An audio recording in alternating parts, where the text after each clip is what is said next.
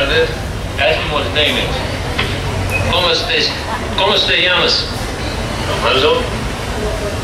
Romaldo. Ask old Romaldo if he knows Gregorio Cortez. El sheriff quiere hablar con Gregorio Cortez. ¿Quiere? Gregorio Cortez, a sus órdenes, ¿en qué les puedo ayudar? You didn't tell him that you wanted to talk to him. You told him you wanted. Ask him if he's traded him a horse lately. El sheriff quiere saber si has cambiado un caballo ahora. No, un caballo, no. He hasn't traded a horse. I understand, no, bro. Tell him another fella said he did. El sheriff dice que ya hablamos con el otro, que no hay que mentir.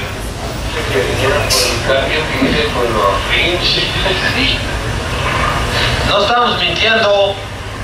No cambiamos un caballo, era una yegua. Pero hace 2 días. Ain't gonna tell you nothing. Well, you habla him that he's under arrest. El sheriff dice que te va a arrestar. Pues, ¿por qué? No hemos hecho nada, no nos puede arrestar por nada. No. He says no man can arrest him. Boy, get back in that Surrey.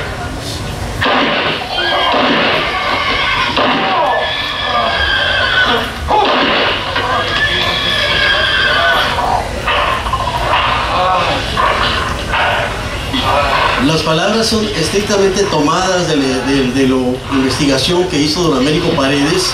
En realidad eso es lo que ocurre. Cuando él dice no me pueden arrestar por nada, el traductor le dice al sheriff, dice que tú no puedes arrestar. O sea, en el sentido de que no tiene la capacidad para hacerlo. Entonces, en ese caso, Gregorio Cortez también se lanza, digamos, a sus correrías y se convierte en el otro gran héroe popular de esta frontera México-Estados Unidos del periodo. El trabajo jefe de jefes inicia con estos grandes parteaguas de la vida fronteriza para después colocar algunos de las grandes temáticas que marcaron la producción corridística, entre las cuales se encuentran, por supuesto, los grandes eventos que dieron vida y a través de los cuales fue creciendo la propia frontera. Las migraciones que se dan con la fundación de las ciudades hacia el último cuarto del siglo XIX, varias de las ciudades fronterizas, pero sobre todo los procesos que enmarcan la atracción de migrantes en los contextos de la Primera y la Segunda Guerra Mundial.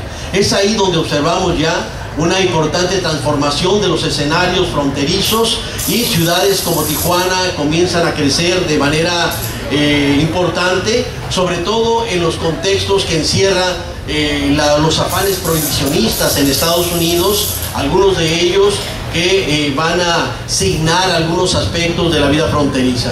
Uno de ellos tiene que ver con la prohibición en 1914 de heroína, marihuana y cocaína en Estados Unidos. La cocaína entonces de principios del siglo XX se había convertido en un tonificante importantísimo. Bayer era quien lo producía y en ese momento se anunciaba desde la lógica que hoy podemos identificar como una suerte de combinación de Red Bull y Viagra. Quiere dobletear y no puede, le abandona la fuerza, quiere recuperar la energía perdida, tome Coca-Cola que contiene cocaína, el tonificante que le hará recuperar el vigor perdido. Toda esta dimensión que en ese contexto efectivamente ocurre que en Estados Unidos se prohíben estas drogas, pero en México siguieron siendo legales. Es hasta 1924, más de 10 años los que transcurren, y por lo tanto una parte importante de la acumulación originaria de capitales de un sector fronterizo se realiza a través de la venta de drogas. Obviamente no estaban haciendo nada ilegal porque en México era un producto legal. No obstante, esto va también a involucrar a sectores del poder político que tempranamente se involucran en el trasiego de drogas hacia Estados Unidos. El escenario se va complicando hacia 1919 con la enmienda 18 a la Constitución de Estados Unidos, con la cual se establece la famosa ley seca o la ley Volstead, esta ley con la cual inicia el prohibicionismo de producción y trasiego de drogas en Estados Unidos, pero que también ejerce presión sobre lo que ocurre en otros lugares. Rápidamente, la frontera México-Estados Unidos, la frontera norte mexicana, se convierte en el principal espacio para lo que sería la recepción de estadounidenses que venían a escapar de la prohibición estadounidense. Muchos estadounidenses no aceptaban de manera estoica la idea de abstenerse de consumir esas bebidas espirituosas, y lo que vamos a ver es el crecimiento de estos escenarios de venta de licor, de producción de licor, los escenarios de diversión, porque también se prohibieron las peleas de box y las carreras de caballos, y es aquí donde emerge este escenario frívolo, glamuroso de las ciudades fronterizas, con las visitas asiduas de los grandes personajes hollywoodenses al estilo de Humphrey Bogart, los hermanos Mark, Johnny Weissmuller, Charles Chaplin, Margarita Cancino, que bailaba en el Foreign Club de Tijuana y luego se va a Estados Unidos para transformarse en la superdiva Rita Hayworth, Rodolfo Valentino, que se casa en Mexicali mientras grababa el Shake. Entonces la frontera se transforma de manera importante, de tal manera que los escenarios anticipados por el senador Andrew Volstead de Minnesota, cuando decía en 1919, mañana inicia una nueva época para la población de Estados Unidos, se abren las puertas del cielo, los hombres caminarán confiados por las calles, la sonrisa iluminará los rostros de mujeres y niños. Y yo ironizo siempre diciendo, se abrieron las esclusas del infierno. Y lo que se vino durante ese periodo fueron decenas de miles de muertos por violencia, decenas de miles de muertos por consumo de bebidas adulteradas, 15.000 expedientes abiertos de policías corruptos estadounidenses. Y el mismo año 1933, cuando termina la ley Volstead, cuando finalmente asume el gobierno de Estados Unidos, que es incapaz para enfrentar las grandes mafias que crecieron con la prohibición, disminuyen 2/3 partes los indicadores de violencia y de muerte en Estados Unidos. En ese momento cobran fuerza también algunas figuras encargadas de combatir al narcotráfico, como el famosísimo Eliot Ness, un personaje vinculado a la fuerza estadounidense, cuya encomienda fue atrapar a Al Capone, quien también visitaba de manera importante estos lugares tijuanenses. Al Capone, Eliot Ness no solo fracasa en tratar de capturar a Al Capone, quien finalmente es detenido por evasión de impuestos, es la parte de Hacienda quien lo detiene. Eliot Ness fracasa en el intento de atrapar a Al Capone. Posteriormente se lanza como candidato para la alcaldía de una ciudad estadounidense y pierde. Le encomienda la captura del primer asesino serial importante de Estados Unidos y fracasa, y finalmente es despedido de una agencia de seguridad en la cual había encontrado trabajo. Eliot Ness termina su vida bajo la sospecha, después de un accidente en el cual se asume que iba con una sobredosis etílica, ese alcohol al que tanto se dedicó a combatir, y termina dentro de esa lógica de sospechosismo. Por lo tanto, también mueve a sospechosismo el mordaz comentario de Barack Obama cuando compara a Felipe Calderón con Eliot Ness. Los escenarios posteriores que se viven en la frontera México-Estados Unidos están enmarcados de manera importante por lo que fue esta transformación de la vida de los Estados Unidos. Hay anécdotas fabulosas.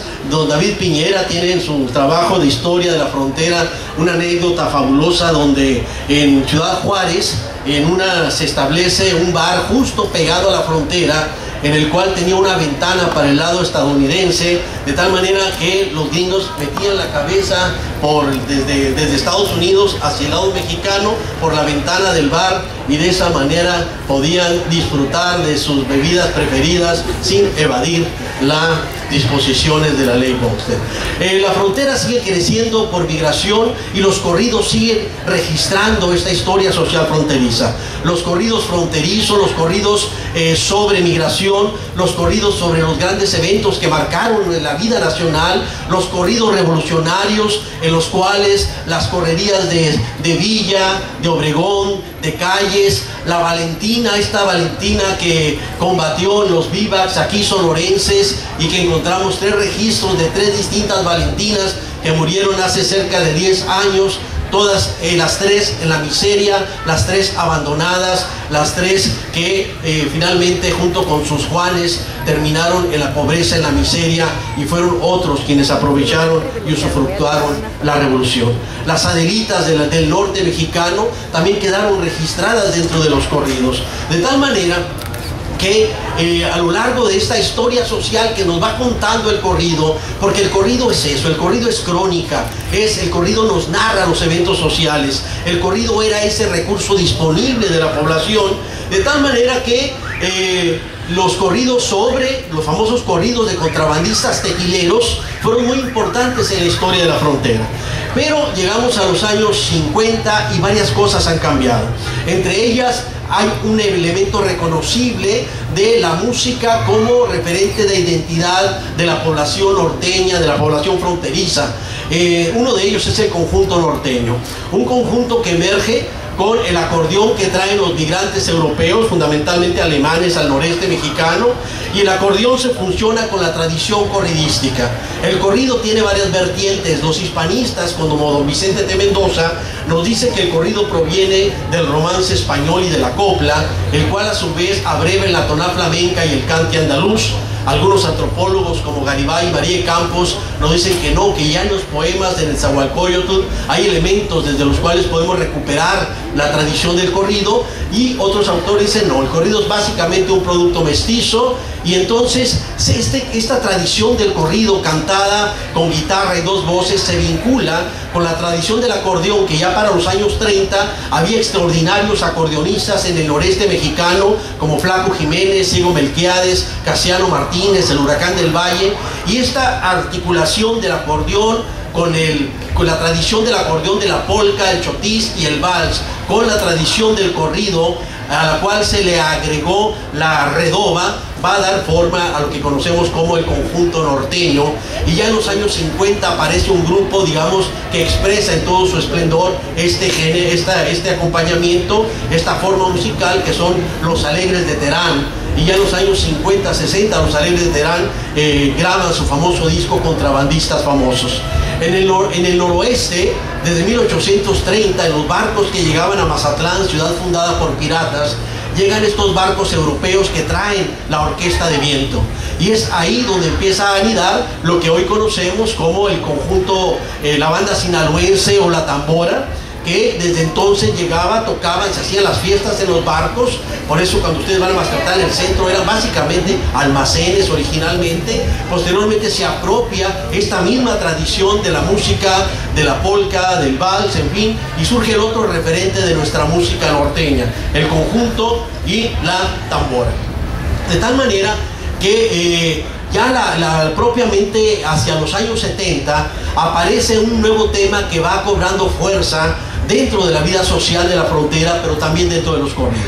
Los famosos narcocorridos, que emergen hacia 1971 con Contrabando y Traición de los famosísimos Tigres del Norte, que muchos bailamos como una historia de desamor entre Emilio Varela y Camelia la Tejana, y aparece y se va desarrollando, desplegando esta producción corridística, desde la cual efectivamente el tema del narcotráfico, que ya era un tema muy fuerte en esta región noroeste, se inscribe como una parte importante de los corridos.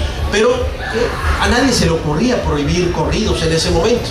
Realmente el corrido la gente los bailaba, los cantaba. Yo siempre digo, como a nadie se le ha ocurrido prohibir a José Alfredo Jiménez para limitar el consumo etílico, como a nadie se le ha ocurrido prohibir a Paquita la del Barrio para mejorar las relaciones de pareja, como a nadie se le ha ocurrido pensar que si no hubiera habido corridos de la revolución, no hubiera habido de la revolución.